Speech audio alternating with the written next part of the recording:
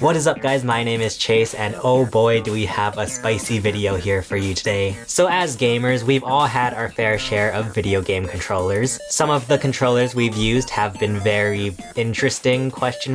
And so I took a trip down memory lane and I looked through a lot of the controllers that I've used in my life. So here are my top 5 controllers of all time.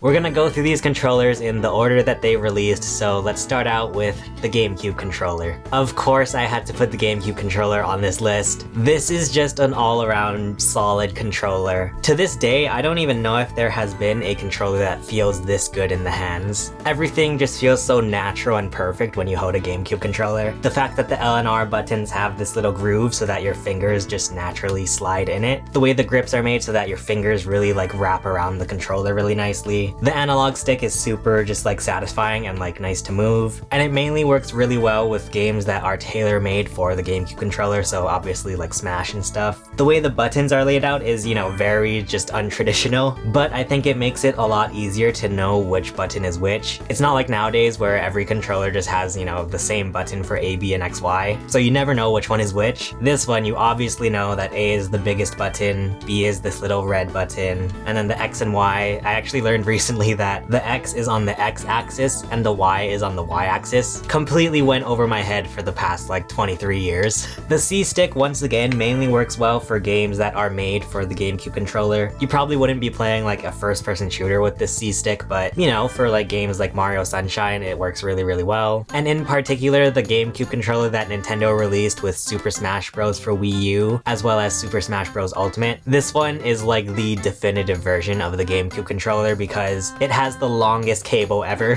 which I thought was a really, really nice addition when they re-released the GameCube controllers. I will admit that this controller is definitely not perfect. You know, obviously the fact that there's only one Z button, and then also this D-pad, in my opinion, is like one of the saddest excuses for a D-pad. I mean, luckily at the time there weren't many 2D platformers for the GameCube, so you didn't really need to use the D-pad, but it's just kind of sad how much of an afterthought this D-pad feels like. But I mean, hey, you know, the GameCube controller, it feels so nice. I honestly don't know if any controller has been able to replicate the absolute natural comfort that you get with a GameCube controller. So there's the GameCube controller. Next up, here's where things get a little bit controversial, I feel like. This is the PlayStation 4 DualShock 4. Listen, I know this controller gets a lot of hate. People do not like the feel of this controller. I don't know why, but I am almost on the exact opposite of that. I love the feeling of this controller. Maybe it's like the smooth plastic that always gets me, but I always felt like this controller just feels like a premium, you know, video game controller.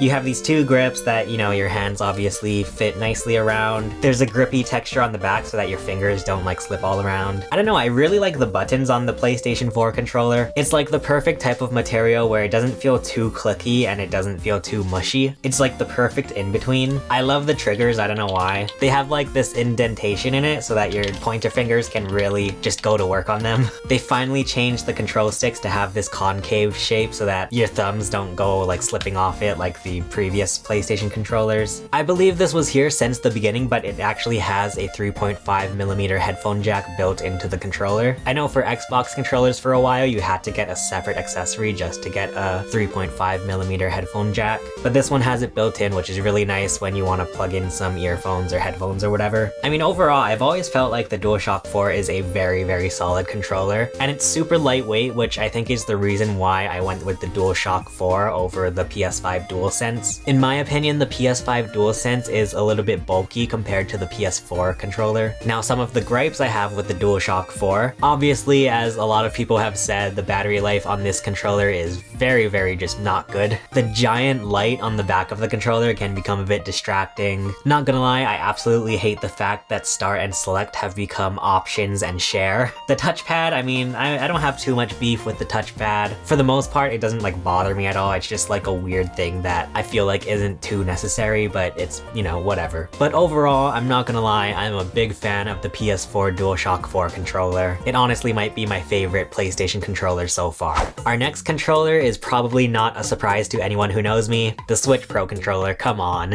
This is a really great controller, especially for this generation. I don't really know what else I can even say about this. It is just a, you know, solid, beefy, and just nice feeling controller. The sticks feel really nice. The buttons, especially, I think work really well. They're just these like giant buttons on the controller that you can't miss. Luckily, Nintendo has not ditched the start and select yet. They have plus and minus with the addition of the share button. And it finally uses USB-C, which is nice. Once again, this controller is not perfect though. The D-pad is far from my favorite D-pad, especially on a Nintendo controller. It just feels a bit too stiff and too small to play 2D platformers especially. You know, for your standard like Splatoon callouts, it works fine for that. But for me, I'm definitely not gonna wanna play Super Mario Bros. With this D-pad. The triggers, definitely not the best. They're not even analog, which is a bit of a bummer. I mean, for what they are, they feel fine, I guess. It just would have been nice if the triggers were full analog. And of course, Nintendo has the controversial issue of drift, which I will say after years of having this controller, I can definitely tell that my sticks are becoming a bit more loose. But hey, overall, I do like this controller. Definitely my preferred way to play Switch games.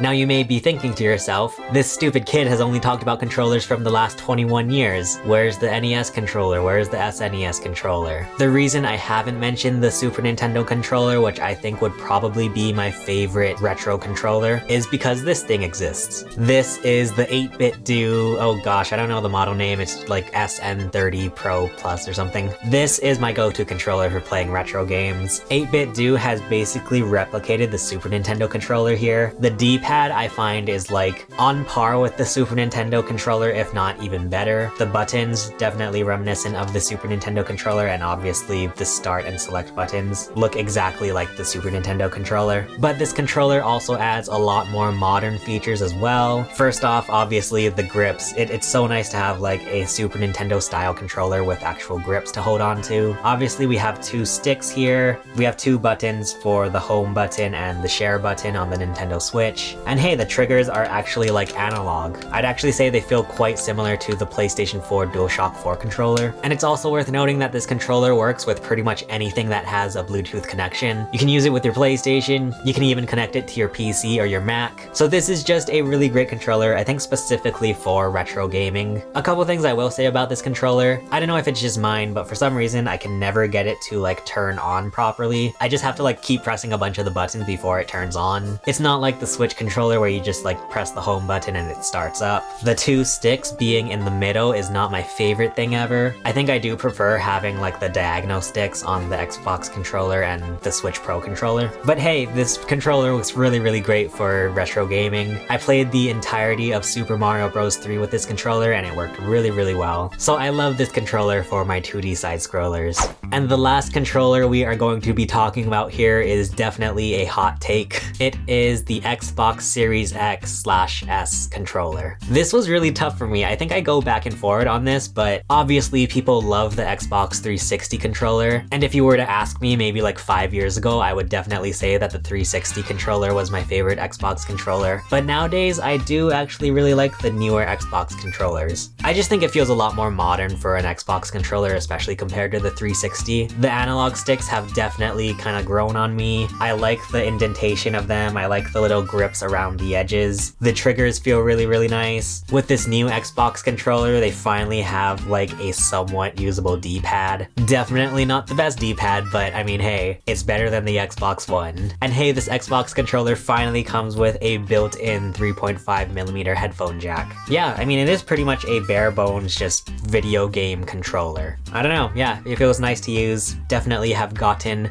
many wins in Fortnite with the Xbox controller. Oh, biggest thing I hate about this controller. Why are we still using AA batteries? What is this ancient technology? I wish Xbox controllers like came with the play and charge kit or something. But anyway, those are my top 5 favorite video game controllers. I hope this video doesn't cause too much drama.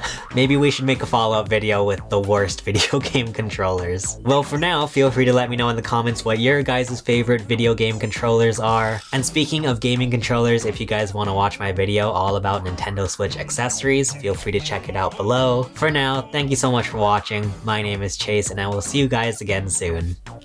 Bye.